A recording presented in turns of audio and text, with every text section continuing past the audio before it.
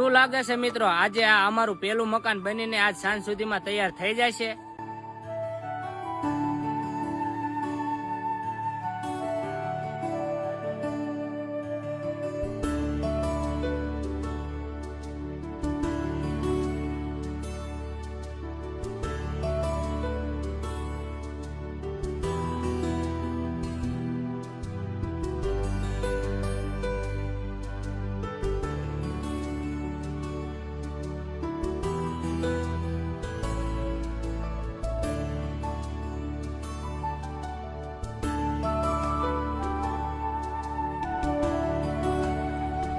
તો મિત્રો આજે થઈ ગઈ છે તારીખ 16 અને આજે અમારા પેલા મકાનનું કામકાજ ક્યાં પહોંચ્યું છે આજે તમને હું લાઈવ દેખાડું.